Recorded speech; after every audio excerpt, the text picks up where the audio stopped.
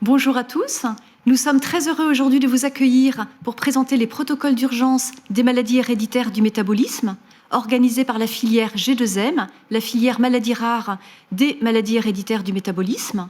Et en tant que métabolicien, je suis accompagnée de mes collègues que je remercie, les professeurs Hélène Chapuis aux urgences, Mehdi Walla en réanimation, Elsa Carmorvan en néonatologie, Laurent Dupuic en réanimation en SMUR qui sort de garde. Excuse-moi, je suis un peu stressée. Voilà, on se connaît très bien, on travaille ensemble tous les jours et nous allons vous montrer l'intérêt des protocoles d'urgence en maladies héréditaires du métabolisme.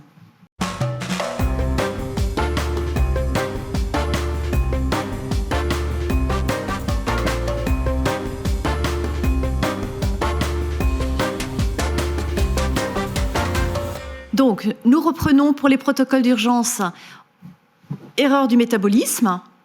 Nous avons fait des protocoles pour les maladies héréditaires du métabolisme. Ce sont des maladies rares que peu de gens connaissent, c'est normal. Il y en a beaucoup. Le principe est un déficit d'une enzyme qui dégrade un produit A en produit B sur une voie biochimique. Et il y a de la biochimie dans tout l'organisme. Et on est malade parce qu'on accumule le produit A en amont du déficit ou on manque du produit B en aval du déficit. Et on regroupe ces maladies héréditaires du métabolisme en 3 groupes. Maladies d'intoxication aux protéines ou au sucre, avec l'accumulation du produit A en amont du déficit. Il y a un intervalle libre après la naissance pour les présentations de ces pathologies, avec un coma essentiellement après la naissance, après un intervalle libre pour les déficits complets, et pour les déficits partiels un peu plus tard dans la vie, plus ou moins atteinte hépatique, et pour les intoxications au sucre, une insuffisance hépatique. L'ensemble de ces maladies est traitable, et ces pathologies s'aggravent lors de gastroentérites, de fièvre, des épidémies, on y est cet hiver. Ça, c'est le premier groupe des maladies d'intoxication. Le deuxième groupe, ce sont les maladies énergétiques, ne pas pouvoir fabriquer ou utiliser l'énergie. On peut avoir des pathologies en anténatal. Beaucoup de ces maladies ne sont pas traitables, mais certaines sont traitables. Et elles aussi décompensent au moment des fièvres, des gastroentérites. Et les atteintes sont cardiologiques, musculaires, hypoglycémie, atteinte hépatique. Et enfin, le troisième groupe, c'est les maladies des molécules complexes qui ne s'aggravent pas forcément au moment des fièvres, mais qui demandent des particularités en urgence et qu'il faut connaître.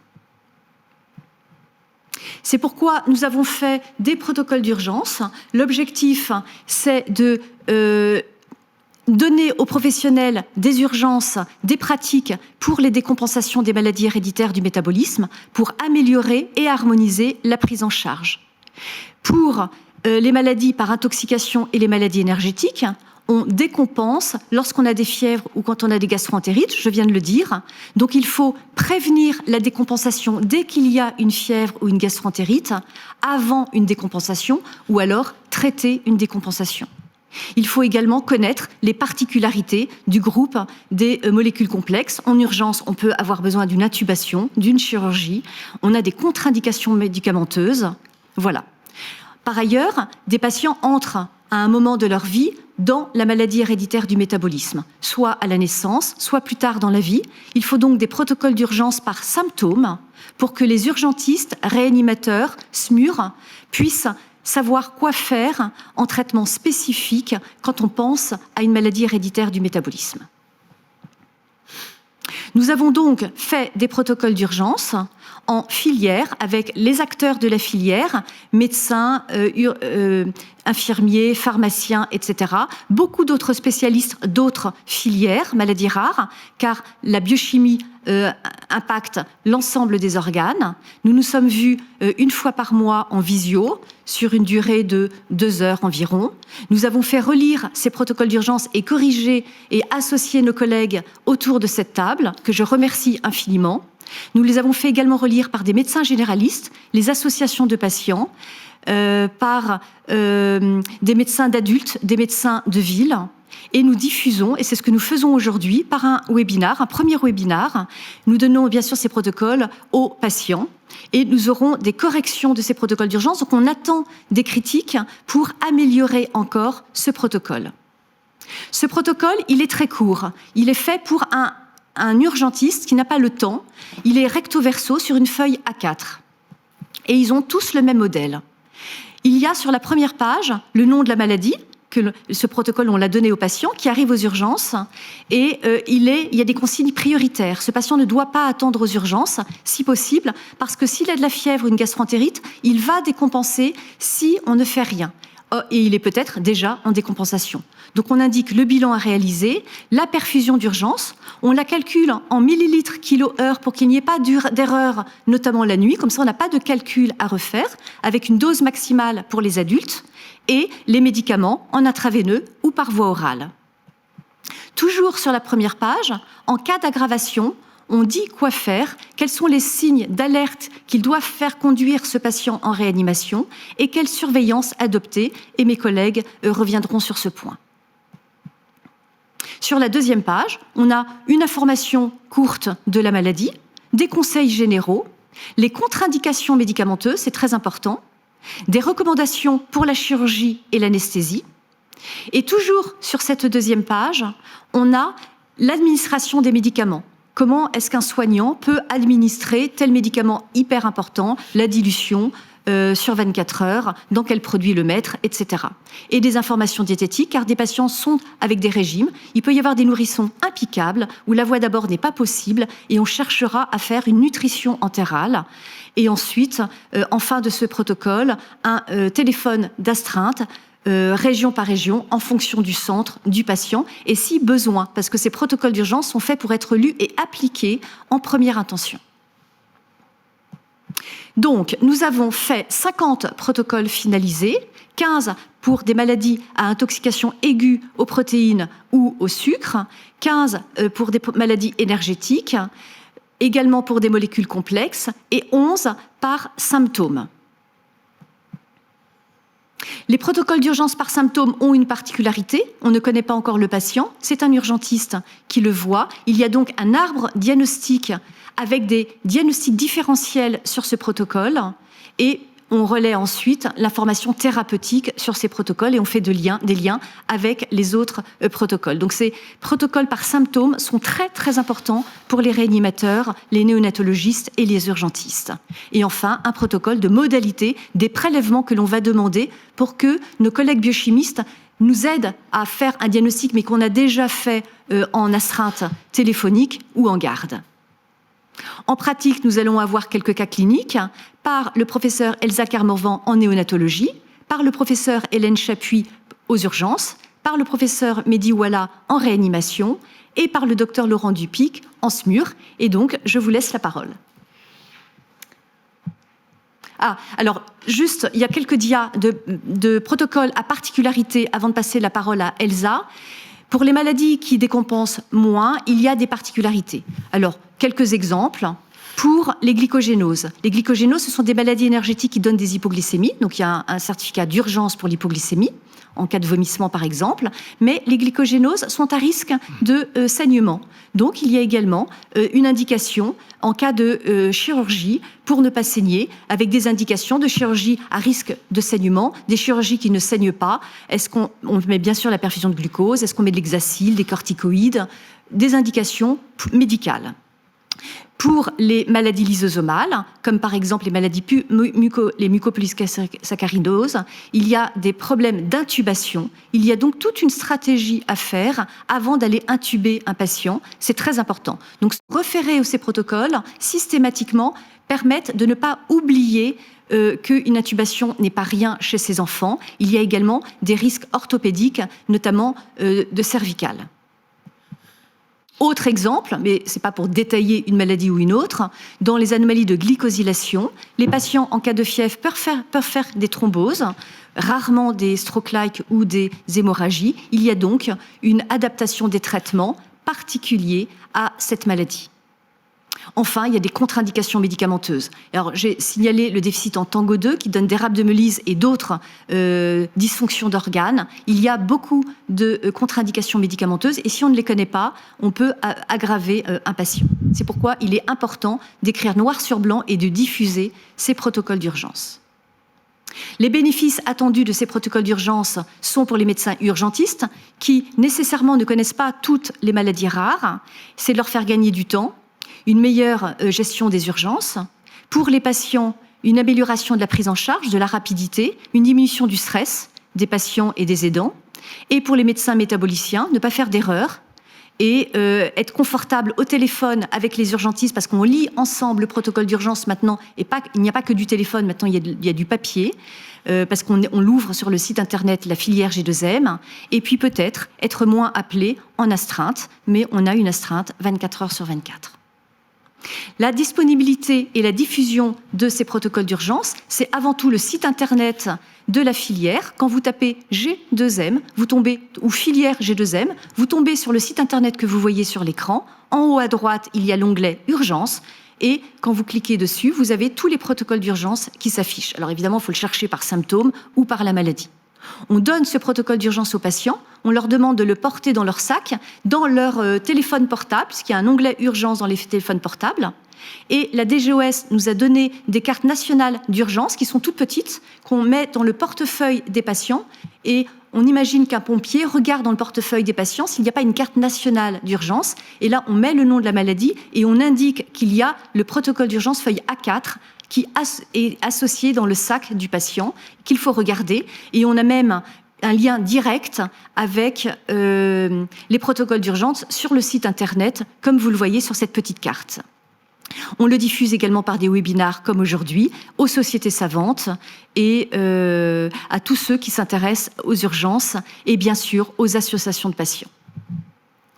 Vous savez peut-être qu'aujourd'hui, il y a 9 maladies héréditaires du métabolisme dépistées à la naissance sur le plan biochimique depuis le 1er janvier 2023.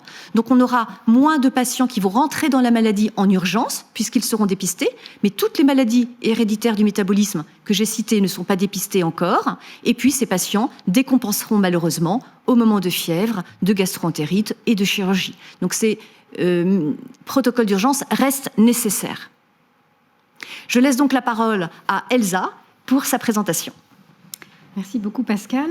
Alors, on va parler un petit peu des nouveau-nés avec et à travers un cas clinique pratique, voir comment on peut utiliser ces fiches d'urgence en néonat. Alors en néonat, comment on rentre dans la maladie métabolique? On a un tout petit peu de diagnostic prénatal, mais généralement c'est parce qu'il y a un propositus dans la famille. On peut rentrer par le biais du dépistage, mais c'est encore peu fréquent. Et finalement, la plupart du temps, on est confronté à un bébé qui a des symptômes inhabituels.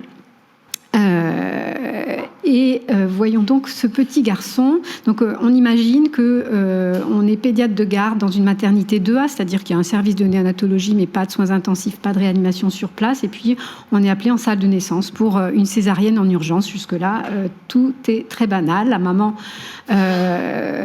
est deuxième geste, deuxième part. Les parents sont non consanguins, mais la grossesse n'a pas été très bien suivie. La première échographie qui a été faite tardivement, seulement au 2e trimestre, avec pas d'anomalie remarquable. Et puis, par contre, l'échographie du 3e trimestre faite un petit peu tardivement, on découvre que le bébé a un retard de croissance intra-utérin et le liquide amniotique est en quantité un petit peu faible. Et finalement, la maman arrive quelques jours après en salle de naissance. Il y a des anomalies du rythme cardiaque fœtal. Elle n'est pas tout à fait à terme. Et il est décidé de faire une césarienne en urgence pour ces anomalies du rythme cardiaque fœtal. Et le bébé est de façon attendue au vu de l'échographie précédente, est un bébé petit pour l'âge gestationnel, c'est-à-dire qu'il fait 1790 grammes. Il s'adapte correctement avec un Apgar à 8,99 et puis présente quelque chose de très banal pour nous néonatologistes après une césarienne à 36 semaines. Il développe une détresse respiratoire en lien avec un retard de résorption du liquide pulmonaire qui rentre dans l'ordre après mise en pression positive continue pendant quelques heures.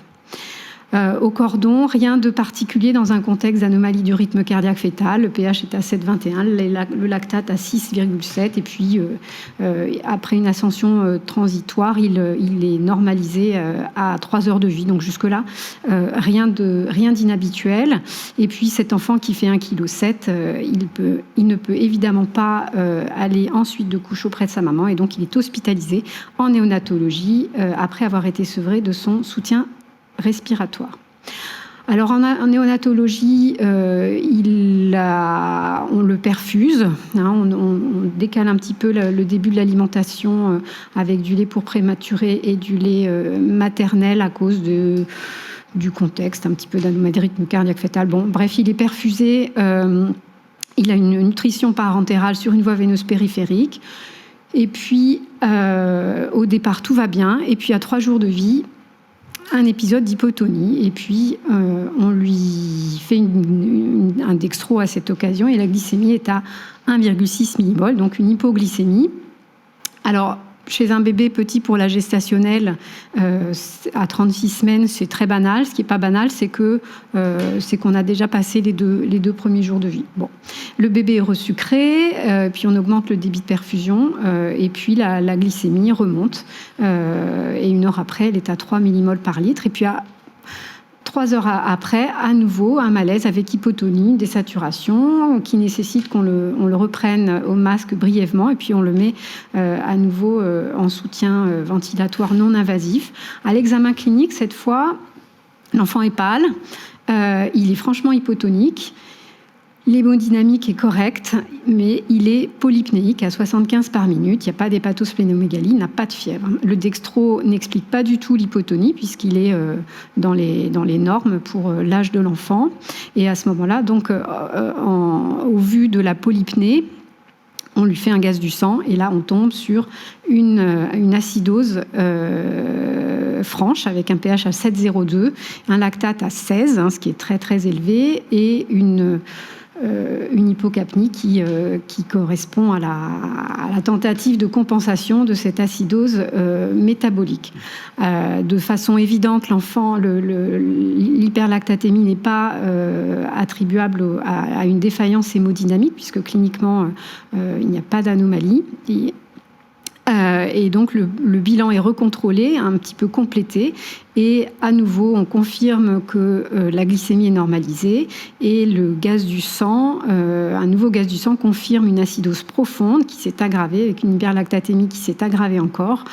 Une réserve à 5 et un ionogramme qui ne montre pas grand-chose de particulier. Une natrémie à 145, une kaliémie à 5, une chlorémie à 115.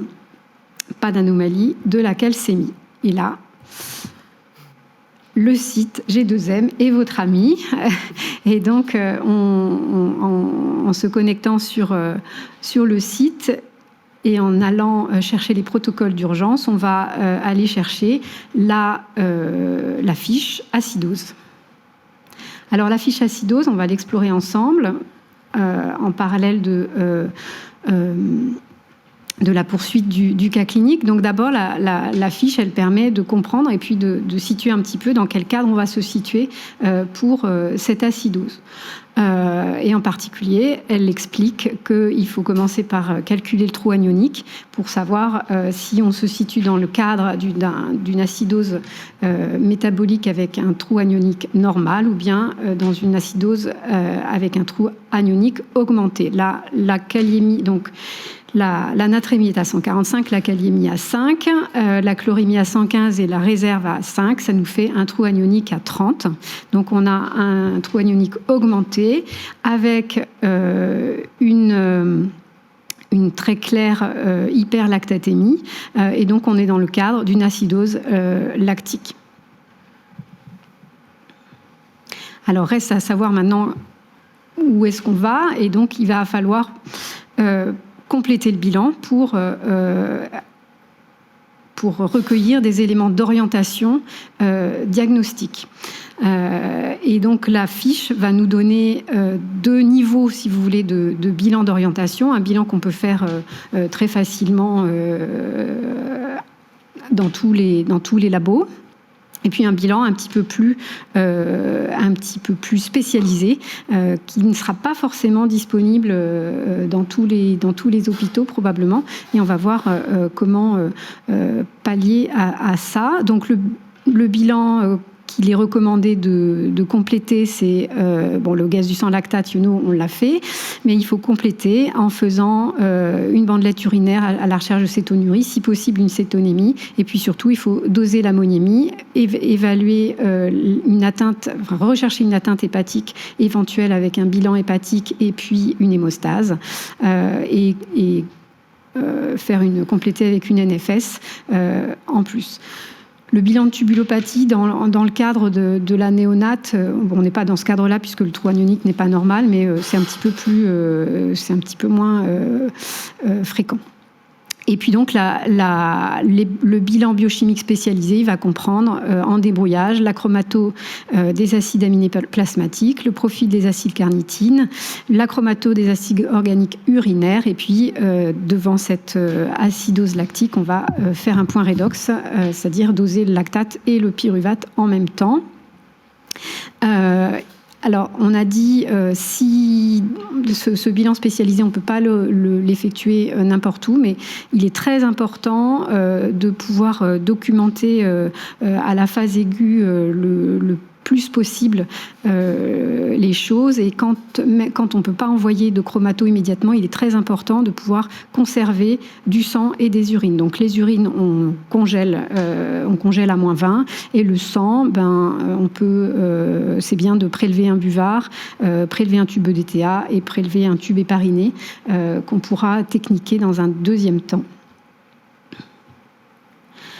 Alors ensuite, une fois qu'on a regardé comment orienter le bilan, évidemment, on a la prise en charge en urgence à effectuer.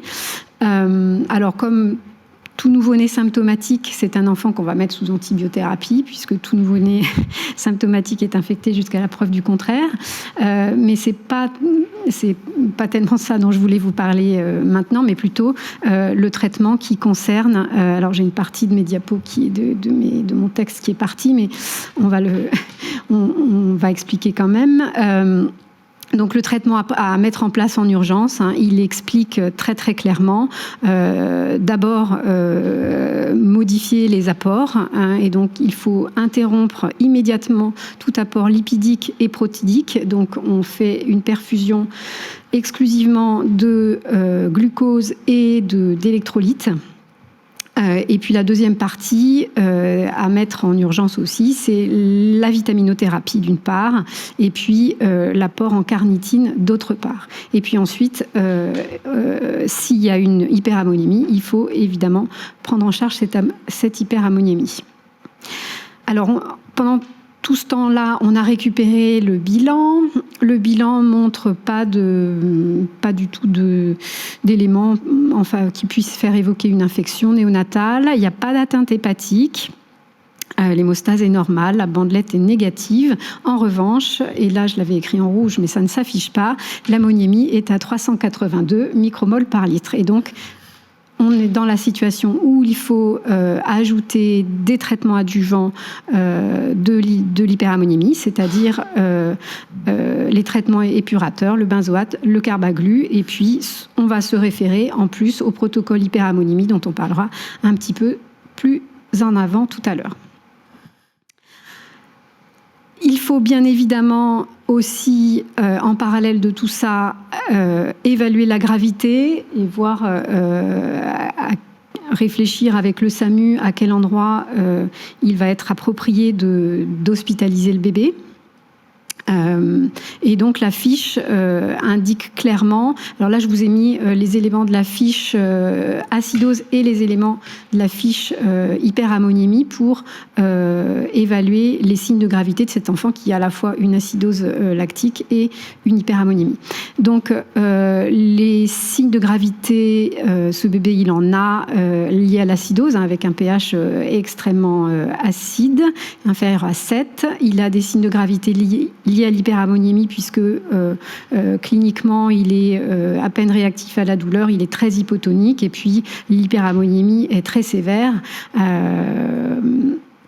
Et donc, on appelle le SAMU et cet enfant est intubé pour détresse neurologique et transféré en réanimation, intubé, ventilé. Et attention, c'est pas dans n'importe quelle réanimation qu'il va falloir le transférer, ce bébé. Il va falloir le transférer dans une réanimation qui puisse éventuellement mettre en route une hémodialyse, ce qui n'est pas le cas de toutes les réanimations néonatales. Et donc, c'est quelque chose à bien discuter avec le SAMU en amont. Donc, je terminerai avec quelques mots d'évolution pour vous raconter un petit peu ce que devient ce bébé. Donc, en réanimation, il est posé une voie centrale qui permet de concentrer la perfusion, de limiter l'œdème cérébral. La sévérité du tableau neurologique est telle qu'on met le bébé en hémodialyse d'emblée avec un traitement chélateur par benzoate et carbaglu, avec la carnitine et les vitamines dont je vous ai parlé. Puis avec ce traitement, l'évolution est rapidement favorable avec une ammonémie qui se normalise assez rapidement. La dialyse peut être arrêtée et puis on va continuer les chélateurs et les vitamines en fonction de l'évolution du bilan. En parallèle, on a récupéré le bilan métabolique. Le profil des acylcarnitine est normal, donc il permet d'éliminer un déficit de la bêta-oxydation. La chromatographie des acides aminés plasmatiques n'est pas en faveur d'un déficit du cycle de l'urée.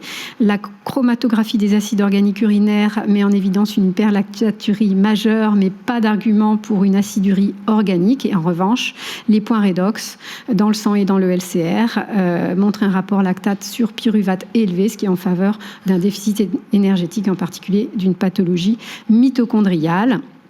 Les autres examens complémentaires concordent, c'est-à-dire qu'on a une cardiomyopathie hypertrophique sans obstacle ni dysfonction à l'échographie cardiaque, et puis des anomalies de signal des noyaux gris centraux à l'IRM, avec un pic, enfin non pas de pic de lactate, mais une imagerie compatible avec une cytopathie mitochondriale. On prélève de la peau et on envoie le sang en génétique pour établir le diagnostic. Et donc, on va rechercher une cytopathie mitochondriale qui sera confirmée avec une mutation d'un gène de cytopathie mitochondriale. Mais en parallèle, ce bébé...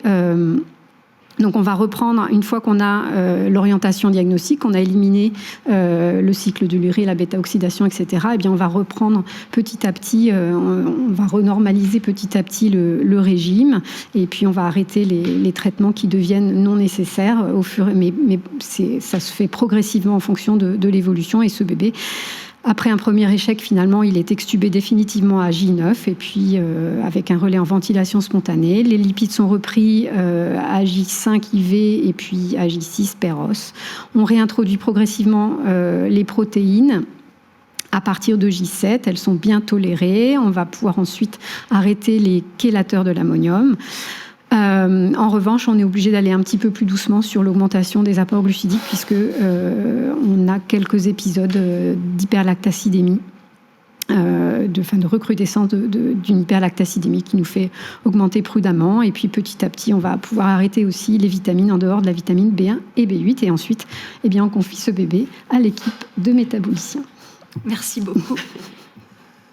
Merci beaucoup, Elsa. Donc maintenant, on va donner la parole au professeur Hélène Chapuis, au professeur Mehdi Ouala, qui font un duo. Duo qui, merci beaucoup Pascal, c'est un duo quotidien. Donc effectivement, on va partir aussi sur des cas cliniques et on va s'articuler entre les urgences et la réanimation. Donc il y aura 2 cas cliniques pour vous décrire un petit peu comment est-ce qu'on s'occupe de ces enfants.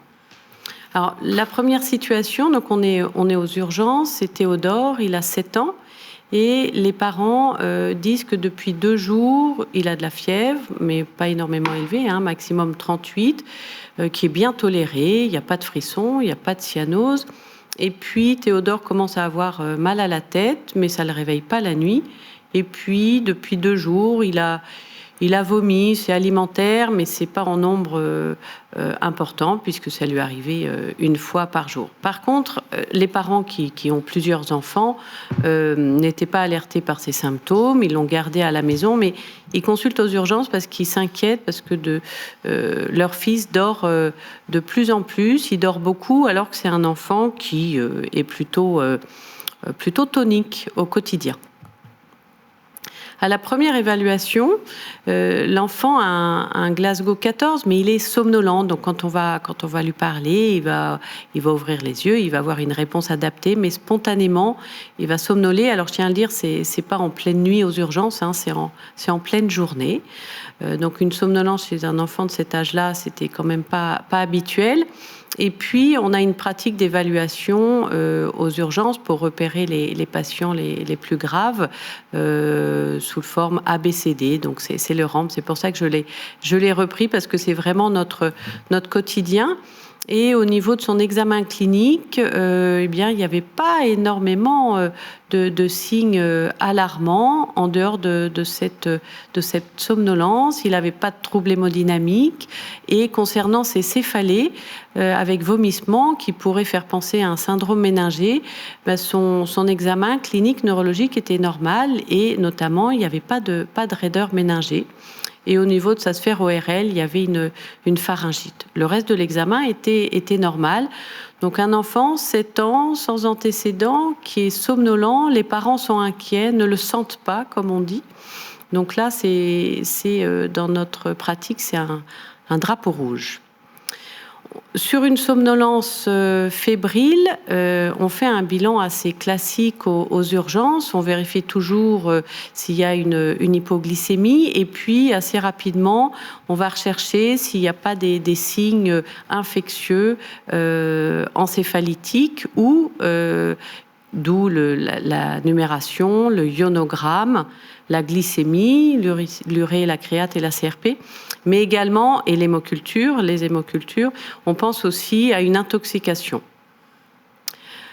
Et les diapositives sont en train de bouger, donc voilà, somnolence fébrile, étiologie infectieuse, étiologie toxicologique, et puis on s'interroge assez vite sur potentiellement une imagerie, un scanner cérébral, et même s'il n'y a pas de raideur méningée, pourquoi pas une ponction lombaire après imagerie.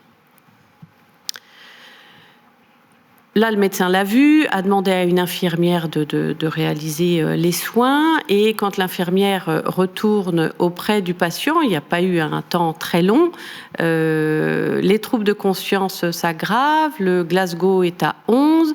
Et là, Théodore ne se réveille pas du tout. Donc, il a un trouble de la vigilance qui définit le coma. Et le dextro est à 7 millimoles par litre.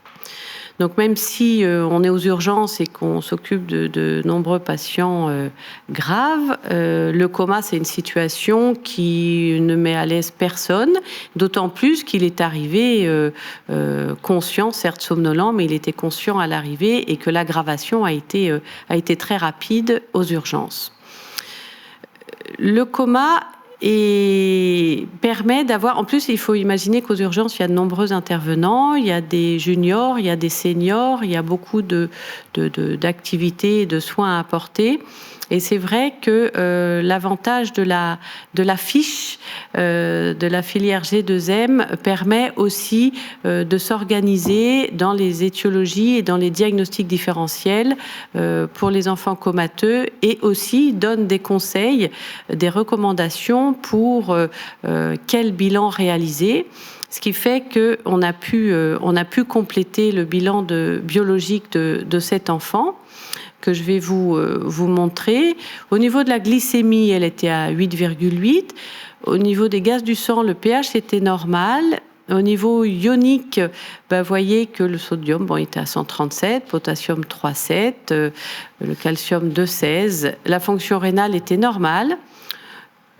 On avait prélevé également un bilan hépatique, donc les azates et alates étaient entre 2,5 et 5 fois la normale.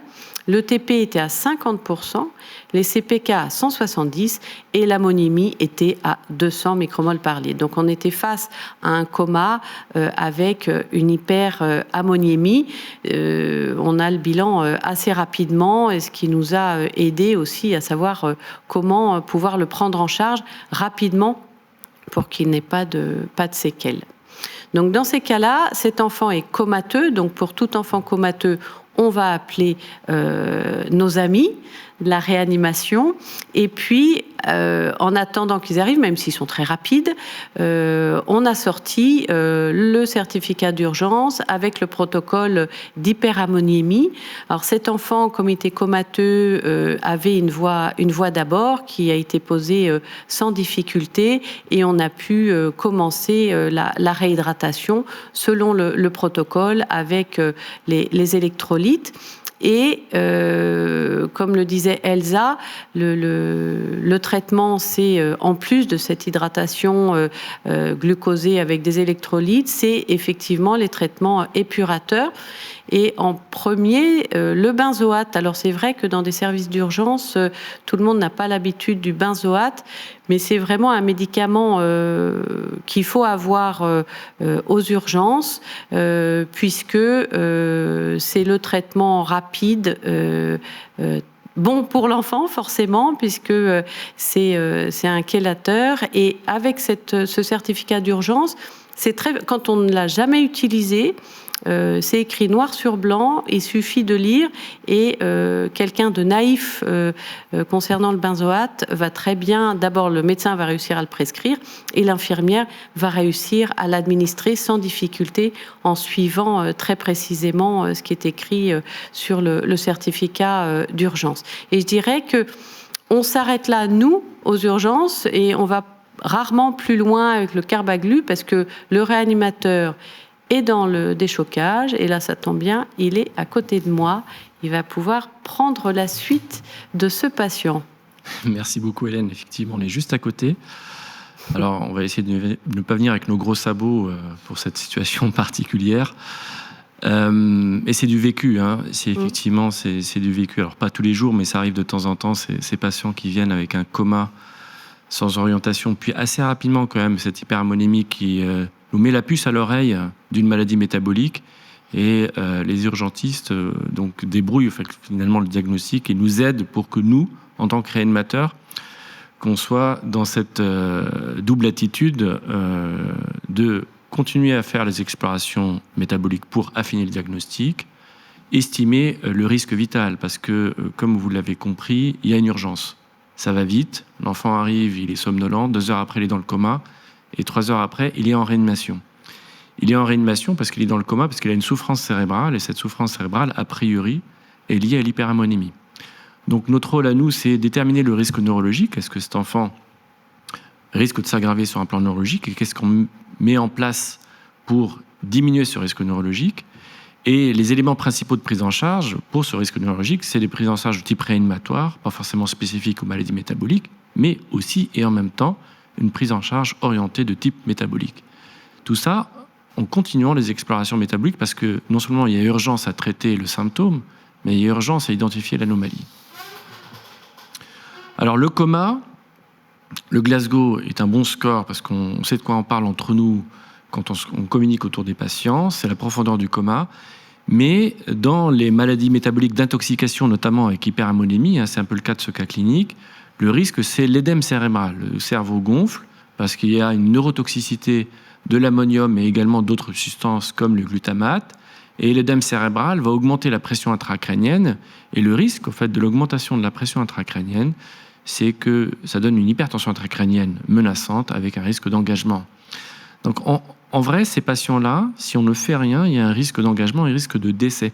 C'est une urgence, il y a une menace vitale, et le boulot du réanimateur, c'est d'estimer ce risque vital pour mettre en place, comme je l'ai dit tout à l'heure, les mesures les plus rapides.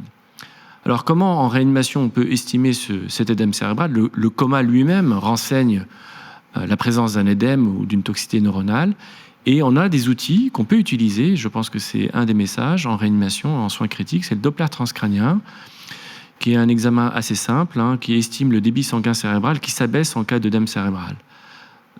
autre chose, on ne doit pas faire de ponction lombaire chez cet enfant. Il n'est pas utile de réaliser un scanner cérébral, sinon à retarder la prise en charge, parce que le scanner cérébral ne veut pas nous orienter plus sur l'étiologie, et le Doppler donne l'information de l'œdème.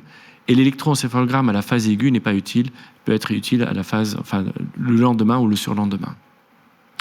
Donc il faut cliniquement rechercher ces signes d'œdème cérébral, d'HTIC et de pré-engagement, les pupilles, les signes cardiovasculaires, les respirations neurologiques, tout ça c'est connu, c'est non spécifique et c'est pas lié aux maladies métaboliques spécifiquement. Ensuite, le risque neurologique, on l'évalue également sur la valeur de l'amonémie. Il a été démontré sur des modèles animaux que plus l'amonémie était élevée, plus le risque neurologique était important, plus le risque d'œdème cérébral était important. Il y a le chiffre, mais il y a également la cinétique qui est importante. Donc l'amonémie a été mesurée aux urgences, c'est à 200. En réanimation, il faut répéter. Alors s'il était à 1000, évidemment, ça change un peu la donne, mais à 200, alors que le benzoate a été débuté, il faut réévaluer la cinétique de cette amonémie qui va nous aider sur la prise en charge de type réanimation. Alors voilà le Doppler transcrânien, je vous montre une illustration d'un Doppler transcrânien de cet enfant donc, qui avait cette hyperamonémie et ce trouble neurologique. Vous voyez très très bien sur le profil ici, ce sont des vitesses de la systolique et diastolique. Vous voyez que la vitesse diastolique est basse par rapport à la vitesse systolique, qui témoigne de la présence d'un œdème cérébral. Il n'y a pas d'HTIC décompensé, mais il y a un œdème cérébral que le profil montre ici. Donc il est dans le coma, il a un score de Glasgow qui est à 7, il n'y a pas de signe de localisation, il n'y a pas d'anémie pupillaire, et l'amonémie est à 180 micromoles par litre en légère basse, après le début du benzoate. Donc la question qui se pose, qu'est-ce qu'on fait, nous, en réanimation, face à ce patient qui est toujours dans le coma, qui a un œdème cérébral, qui a une hyperamonémie quand même persistante? Eh bien, on doit procéder à ce qu'on appelle une neuroprotection, parce que dans les atteintes cérébrales telles que métaboliques, il y a une abolition de l'autorégulation et le cerveau devient extrêmement vulnérable aux variations des paramètres systémiques. La neuroprotection, c'est une intubation, c'est une sédation, c'est le contrôle de tous les facteurs systémiques, de la pression artérielle, de la saturation, de la glycémie, etc. Et en même temps, que faire aussi? Quelles mesures métaboliques, à visée métabolique, on doit mettre en place? Quel type d'épuration? On aura compris chez ce patient qu'il y a une accumulation d'ammonium, donc il faut essayer de diminuer l'ammonémie circulante. Le benzoate est un des traitements qui permet cette diminution, mais il y a d'autres moyens tels que l'épuration extra-rénale à visée métabolique, qu'il faut considérer dans ce cas-là parce qu'il y a un coma et parce que l'ammonémie est élevée. Et en même temps, c'est la question de la prescription de l'apport énergétique par voie intraveineuse. Quel apport en sucre? Qu'est-ce que je fais des protéines? Est-ce que je dois apporter des graisses, etc. Donc, comme je l'ai dit, cet enfant justifiait une intubation, une sédation. Et l'urgence métabolique, c'était l'épuration, la relance de l'anabolisme avec cet apport énergétique. Donc, l'épuration extra-rénale, elle doit être réalisée en cas d'aggravation ou non-amélioration neurologique dans un laps de temps court. C'est pas 24 heures, c'est pas 12 heures, c'est pas 8 heures, c'est 2-3 heures. Et où hyperammonémie persistante malgré les épurateurs exogènes. Donc, au fait, il y a deux critères qui sont indépendants ou associés, comme on veut, qui doivent conduire à une épuration extra-rénale. Dans le cas de Théodore, on continue le benzoate évidemment, et on pose un dispositif pour l'épuration extra-rénale, parce que c'est la pose d'un cathéter central qui n'est pas forcément très simple. La durée de pause, c'est entre 20 minutes et 3 heures. Donc on prend les devants, on pose un cathéter qui nous permettrait au moment T, quand on va refaire le contrôle ou quand on va réévaluer le patient, de débuter l'épuration extra-rénale rapidement. Donc l'enfant est intubé, le Doppler transcrânien est superposable, l'amonémie est stable. On considère que cet enfant a toujours une souffrance neurologique parce que le Doppler montrait un édème et qu'il a, pour le coup, avait 2-3 heures de recul, H4, là, du début du benzoate et de l'arrêt des apports en protéines, évidemment, que l'amélioration n'est pas suffisante et cet enfant doit bénéficier d'une épuration extra-rénale qui est du haut débit, c'est-à-dire qu'il y a un intérêt, une utilité, une nécessité même à diminuer rapidement l'amonémie. Il y a des études qui ont montré plus l'amonémie baissait rapidement, meilleur était le pronostic. Donc on doit utiliser en réanimation des débits de dialysa extrêmement élevés pour effectivement raccourcir cette demi-vie d'élimination de l'ammonium. Donc, nous aussi, évidemment, on se réfère à ces fiches-là. Donc, vous voyez très très bien les indications du début de l'épuration extra-rénale, c'est en fonction du chiffre de l'ammonémie. Et il faut savoir que la tolérance neurologique à l'ammonémie est différente selon qu'on soit un nourrisson ou un grand enfant. Les nourrissons, les nouveau-nés ont une tolérance neurologique beaucoup plus importante à l'ammonémie. On considère qu'une ammonémie supérieure à 200 est un signal pour discuter l'épuration extra-rénale, et ce seuil-là est abaissé chez les enfants et les adultes parce que le risque d'œdème est plus important, donc à 150 micromoles par litre. La surveillance, évidemment, doit être rapprochée sous épuration extra-rénale, c'est-à-dire qu'on vérifie que l'ammonium est bien épuré et que le reste des paramètres va dans le bon sens. J'ai parlé des apports énergétiques et en même temps, il faut apporter du sucre, évidemment. Alors, les situations de réanimation, indépendamment du motif d'admission, c'est des situations à stress. Et le stress augmente la glycogénolyse endogène et la libération de sucre par le foie. Cet enfant n'avait pas d'insuffisance hépatique.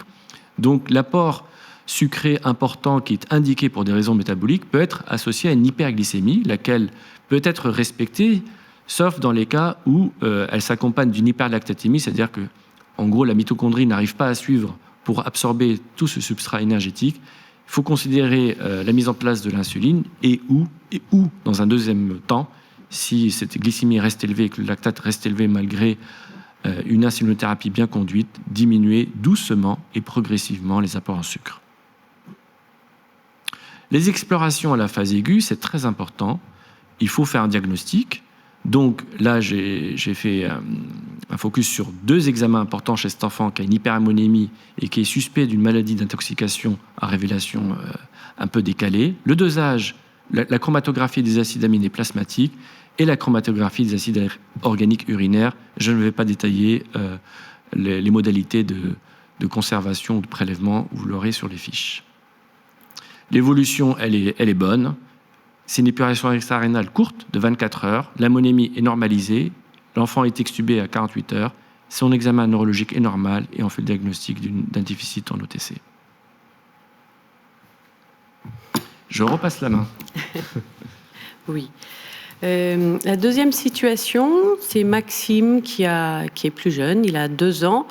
On est en pleine épidémie de gastroentérite aiguë aux urgences et il consulte parce que depuis 2 jours, il a des selles liquides et des vomissements alimentaires. Et les parents trouvent qu'il s'alimente moins bien. Donc, il attend un petit moment avant d'être vu parce qu'il n'a pas d'anomalie particulière au triage par l'IOA. Et comme il est jeune, qu'il a vomi, qu'il mange moins bien, l'infirmière sera amenée à faire un dextro. Au niveau de son examen clinique, la seule chose qu'on avait pu noter à ce moment-là, c'est qu'il est un peu pâle. Mais en même temps, il a 2 ans, il a des diarrhées et des vomissements. On est en pleine épidémie de gastroentérite aiguë. Il a des raisons d'être un petit peu pâle parce qu'il mange moins bien, parce qu'il vomit, voilà. Le reste de son examen clinique, toujours fait de manière systématique, montre une fréquence cardiaque à 130 et puis une hépatomégalie d'un travers de doigt, comme on dit dans notre jargon, pas de troubles hémodynamiques et l'examen neurologique était normal. Donc il est pâle, il mange pas trop, il vomit, il a 2 ans. Et donc, le dextro est fait. Et là, on découvre donc une hypoglycémie à 2,3 millimoles, sachant que c'est un enfant qui a des troubles digestifs et qui n'avait jamais présenté de soucis particuliers quand il était malade. Et c'est vrai que y a l'hypoglycémie aux urgences des patients qui ont des troubles digestifs, c'est quelque chose de très fréquent. Et chaque service d'urgence avait un petit peu son protocole sur la prise en charge de l'hypoglycémie. Jusqu'où faut-il aller dans le bilan d'exploration des hypoglycémies dans les troubles digestifs. Et c'est vrai que grâce à ce certificat d'urgence qui a été très très très travaillé avec des allers-retours, des des éléments de modification, de synthèse et d'éclairage. C'est vrai que c'est maintenant très pratique et ça permet de savoir jusqu'où on peut aller et ce qu'il faut faire pour les enfants qui ont des troubles digestifs avec une hypoglycémie. Sur la fiche, on peut voir le seuil du dextro, le dextro inférieur à 2,7. Quel bilan prélevé? Donc, je ne vais pas tout détailler parce qu'il ne faut pas qu'on parle non plus trop longtemps, mais effectivement, il y a bilan urinaire et bilan sanguin. Même pour des centres qui ont moins l'habitude, on arrive quand même à trouver les tubes et les feuilles pour pouvoir les prélever et les réaliser. Le bilan qui a été fait, donc la glycémie était à 2,3 millimoles par litre. Au niveau des gaz du sang, son pH était donc à 7,10. Et au niveau du reste du bilan, on voyait qu'au niveau des enzymes hépatiques, les alates étaient à 100, les azates à 160, les CPK à 1000. Il y avait une anémie à 9 grammes, un TP à 70, donc chez cet enfant qui était malade depuis 48 heures, une ammonémie à 60 et avec cette hypoglycémie à 2,3, la cétonémie était inférieure à 2 millimoles par litre. Donc il y avait une hypoglycémie sans cétonémie avec une atteinte du TP, une petite modification du bilan hépatique, l'ammonémie qui n'est pas complètement normale et puis les CPK qui sont augmentés à 1000. Donc là, alerte, nous ne sommes pas dans la situation d'un enfant qui a une gastro-entérite aiguë et qui est un peu pâle parce qu'il est malade. On pense au métabolisme. Donc là aussi, sur la fiche hypoglycémie, elle est très pratique puisque on a la possibilité, parfois ces enfants ont une part de déshydratation et la mise en place d'une voie veineuse périphérique n'est pas toujours évidente. En plus, il a 2 ans, il est assez potelé. Donc, il y a la possibilité aussi d'apporter les corrections à l'aide d'une sonde nasogastrique. Bien entendu, le traitement le plus urgent, c'est le resucrage et Péros ou sur sonde nasogastrique ou IV, selon les conditions de réalisation de cette thérapeutique. Et puis, complément avec le relais, avec le G10 et les ions tels que c'est décrit. Sur la fiche, tout est bien détaillé également sur comment adapter le traitement, le débit en fonction de la réponse et en termes de réponse de la glycémie, bien sûr. Donc, on était content, il est resucré, il avait réussi à avoir une voie veineuse, on a mis la perfusion de relais, et puis là, on ne comprend rien. Ou presque, puisque quand l'infirmière dit le scope c'est bizarre, son tracé est bizarre, son état de conscience commence à franchement se modifier, et puis on fait un ECG où dans le stress, tachycardie ventriculaire, fibrillation ventriculaire, les QRS sont larges, on appelle le réanimateur qui vient auprès de nous, et je vais passer la parole à Mehdi. Bon, on vient vite. Oui. Donc, quand on arrive, ce patient qui vient avec une hypoglycémie hypocétotique, avec une présentation type trouble du rythme, il faut avoir un peu la culture, et c'est vrai que nous, on a la culture, et c'est pas le cas de tout le monde. On pense à bêta-ox, des acides gras. C'est une présentation, je dirais, assez classique, d'un enfant non connu qui vient dans un contexte de gastro-entérite. Et c'est pas un patient, c'est plusieurs patients qui peuvent se présenter comme ça. Donc c'est une situation qui est quand même pas si rare que ça. Quand on a un enfant qui vient aux urgences avec un trouble du rythme, le trouble du rythme a été réglé, mais c'est pas parce qu'il est réglé que tout va mieux. Dans une anomalie de la bêta-oxydation des acides gras avec une hypoglycémie, il y a un déficit énergétique, au fait, qui est systémique, qui peut donc de fait atteindre tous les organes. Et donc le boulot du réanimateur, c'est de vérifier la fonction de tous les organes dans cette suspicion de bêta-oxydation des acides gras. Donc il faut évidemment estimer la possible atteinte neurologique, c'est un examen clinique. Le cardiovasculaire, combien même le rythme est sinusal, il faut apprécier la fonction cardiaque. Donc il y a la clinique, mais également l'échographie cardiaque doit être réalisée sans délai, parce qu'on peut avoir des atteintes myocardiques, indépendamment du risque rythmique. Le risque rénal, parce que c'est quand même également un organe qui consomme de l'énergie, il faut estimer la fonction rénale et le débit urinaire. Le risque hépatique avec les facteurs de synthèse. Et ne pas oublier le risque musculaire. Les CPK n'étaient pas normales aux urgences. Elles risquent d'augmenter parce que le muscle est un organe qui souffre énormément du déficit énergétique, notamment dans la bêta-oxydation des acides gras. Et toute rhabdomyolyse importante peut avoir des conséquences non seulement rénales, mais également systémiques. Donc c'est un peu le cercle vicieux. N'oublions pas l'ammonémie et le lactate également, qui sont des éléments importants à mesurer pour la prise en charge et l'estimation de la gravité globale de cet enfant. Donc, les premières 12 heures, donc, cet enfant n'avait pas un examen neurologique normal, mais on avait considéré que Glasgow était à 11 et ne nécessitait pas de neuroprotection.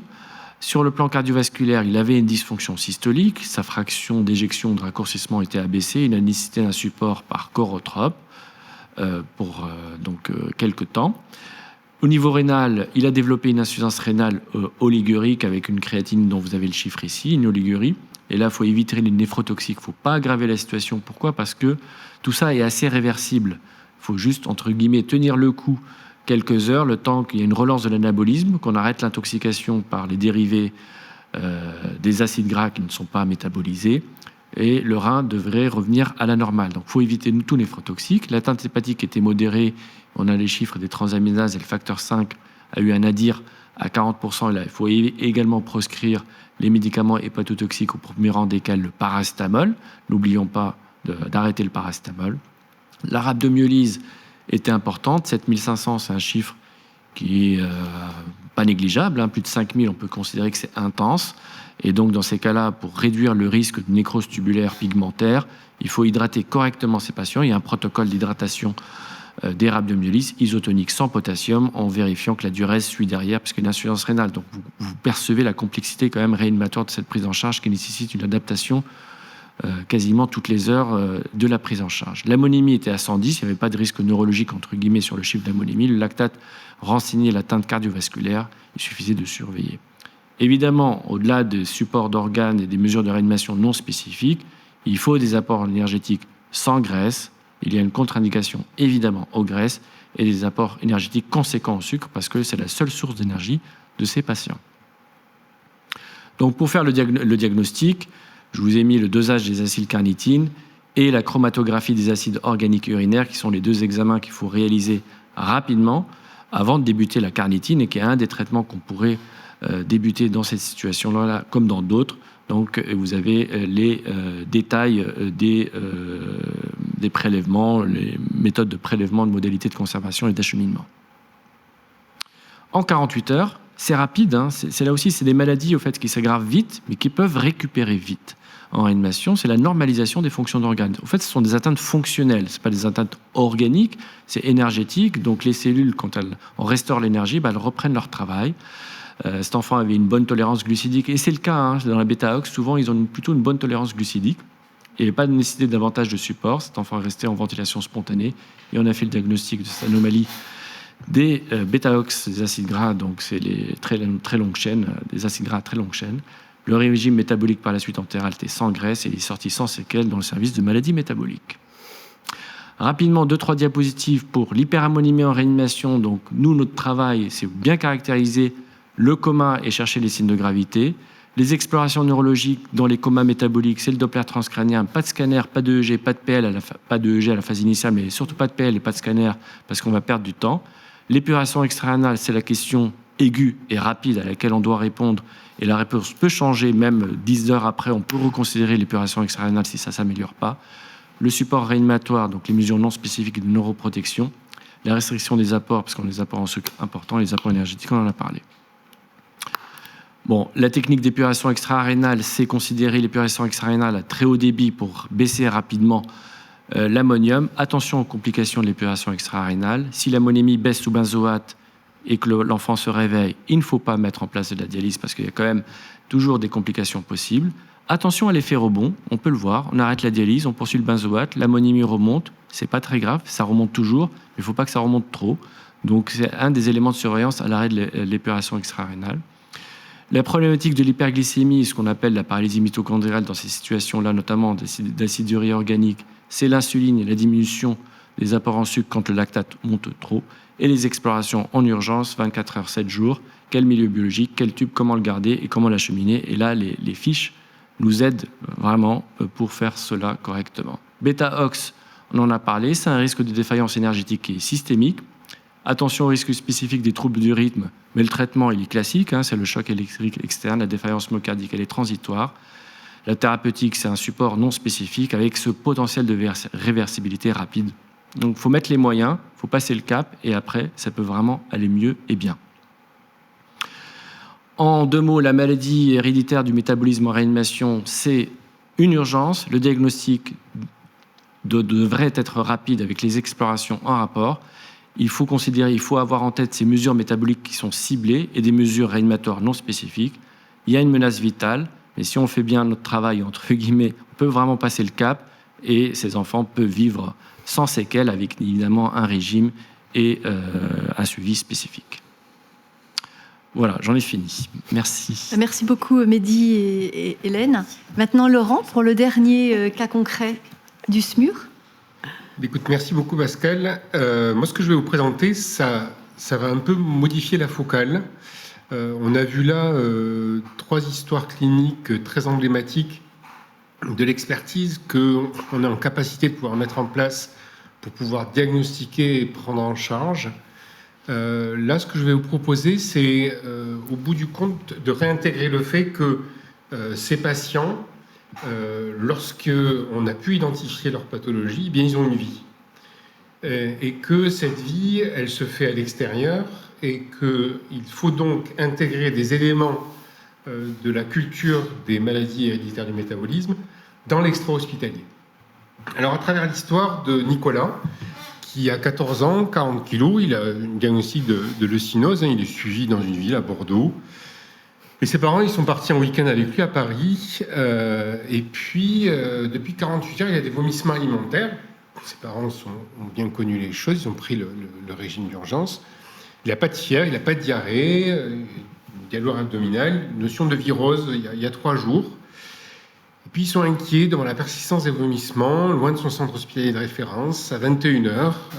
Ils savent bien que les choses ne sont pas nickel. On voit bien qu'ils commencent à ne pas tolérer ce qu'on commence à mettre en place avec des vomissements itératifs. Ils appellent le 15, comme font l'immense majorité des gens lorsqu'ils se retrouvent devant un problème médical.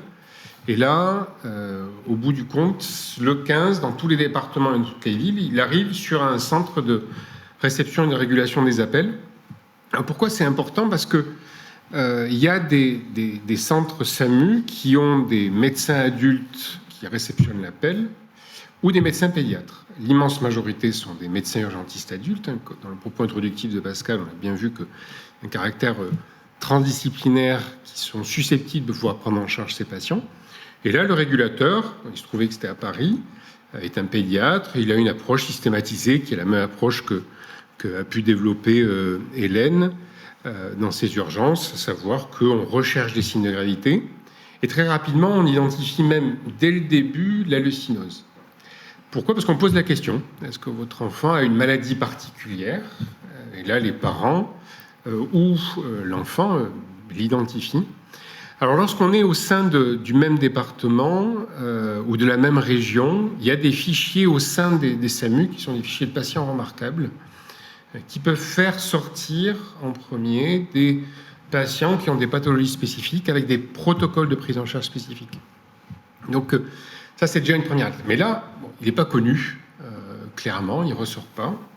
Mais devant cette maladie particulière, le régulateur qui n'a pas la culture de tous les experts que vous avez pu voir, que ce soit en période néonatale ou aux urgences ou en réanimation, eh bien lui va commencer à d'abord hiérarchiser le risque et au regard de cette hiérarchie de risque, va décider ou pas de mettre ce patient dans la bonne filière et avec un moyen, un vecteur on appelle ça.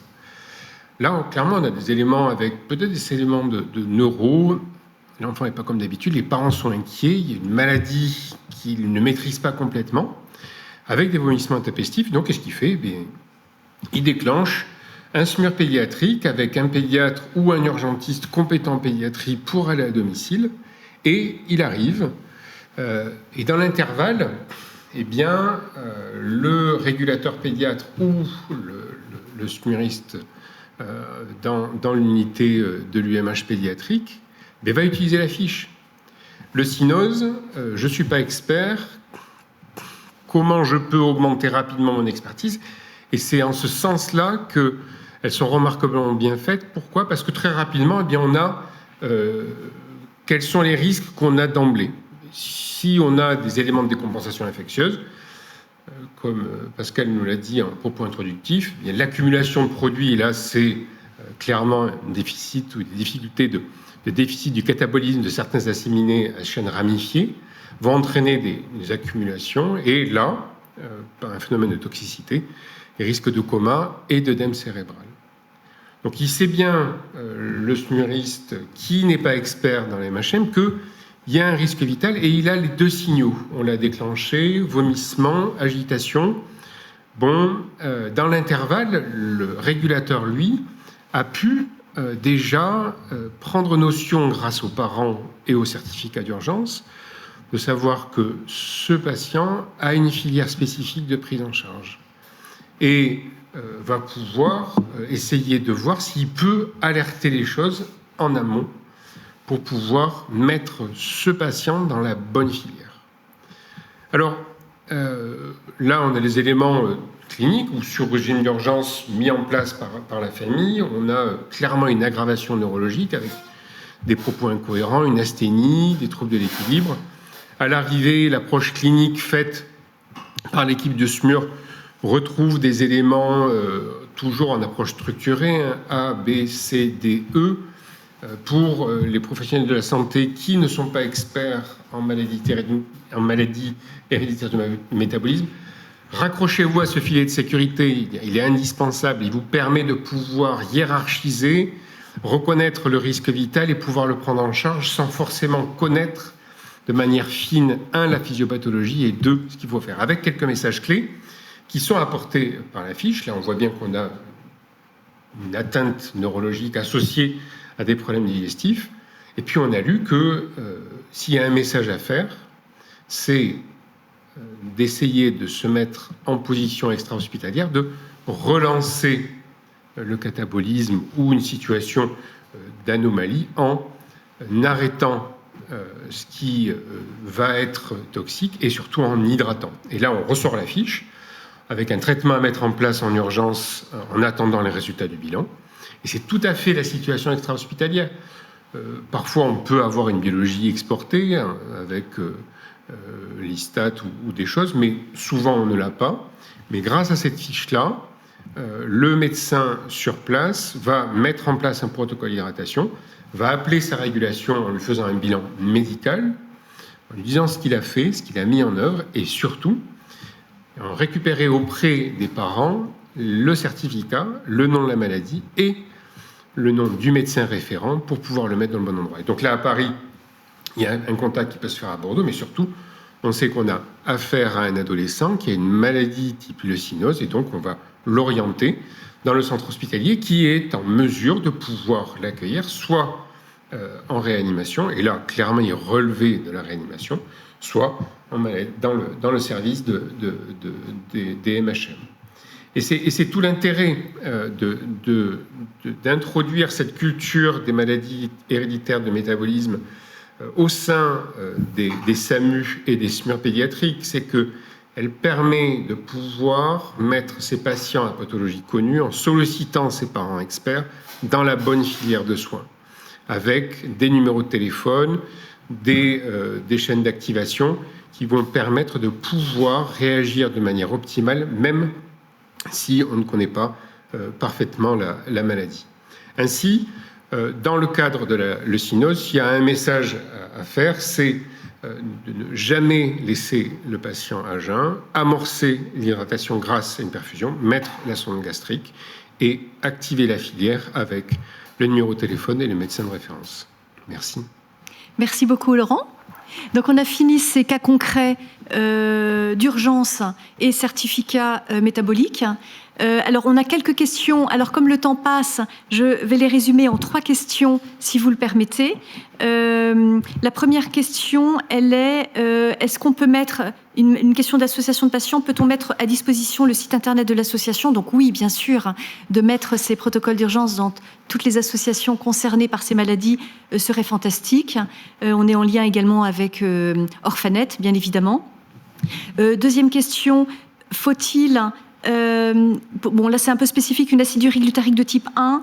Le patient en question a une voie d'abord avec les glucides et les lipides, un régime d'urgence per os. Dans le cas où il ne prend pas ses biberons, faut-il une sonde nasogastrique? Alors, souvent les nourrissons sont impeccables. Et quand ils ne vomissent pas, la sonde est très importante puisqu'il faut des calories et le régime d'urgence par sonde apporte beaucoup plus de calories qu'en intraveineux. Donc en fait, on aime bien la sonde, peut-être pas pour le nouveau-né, on ne va pas forcer le tube digestif fragile d'un nouveau-né, mais chez un nourrisson, même le contenu d'une perfusion peut être mis dans une sonde et c'est ce qui est marqué dans le protocole. Et est-ce qu'il faut des acides aminés pour l'acide urique de type 1? Certaines maladies ont des acides aminés spécifiques sans l'acide aminé concerné par la maladie. Alors, c'est hyper important de la continuer dans la leucinose. Dans l'acide urique glutarique de type 1, je crois qu'on a quelques heures quand même pour reprendre le traitement, mais qui est quand même indiqué dans ces protocoles d'urgence. La dernière question, c'est quel médicament il faut avoir quand on n'est pas spécialisé dans un hôpital et quel examen biologique. Je pense que c'est les 3 questions qui regroupent les questions qu'on a reçues. Il faut du glucose 10%, avec les électrolytes qui vont avec, parce que le glucosé 10% avec les électrolytes, on ne les a pas dans tous les hôpitaux. C'est souvent que du glucosé 5%. Des lipides. Il n'y en a pas non plus forcément tout le temps, mais évidemment qu'il y en a de plus en plus. Le benzoate de sodium, qui va gagner énormément de temps. Le temps d'un transfert, c'est toujours très long. Donc le benzoate de sodium est indispensable pour l'hyperammonémie et probablement la carnitine. Donc en fait, on n'a pas beaucoup de traitements et c'est des mots-clés, comme on essaie de vous le dire, des mots-clés, des protocoles d'urgence et un dynamisme entre les équipes qui existe clairement. Et je finirai en disant que et les traitements indispensables, c'est l'ammoniémie et les CPK qui devraient être dosés dans tous les hôpitaux. C'est vraiment des traitements d'urgence. Et les chromatographies, c'est dans les centres de référence biologie, des centres de référence et de compétences. Donc c'est de la biochimie spécialisée. Il n'y a pas besoin d'en avoir partout. En revanche, il faut des coursiers. Voilà. Donc ça, c'est un travail de la filière G2M. Et je voudrais vraiment remercier les acteurs autour de cette table, parce que merci infiniment, vous prenez en charge tous nos enfants et tous ceux qui écoutent aujourd'hui le savent ô combien, donc merci infiniment. Et merci aussi aux acteurs de la filière qui ont rédigé ces protocoles, ceux qui font d'autres choses, car il y a beaucoup d'actions dans cette filière G2M, et bien sûr l'équipe d'animation de G2M qui a permis notamment ce webinaire. Donc merci infiniment, et on attend des critiques. Et pas à très bientôt dans les services d'urgence. Donc, ils ne vous disent pas à bientôt, mais nous sommes à votre disposition. Voilà.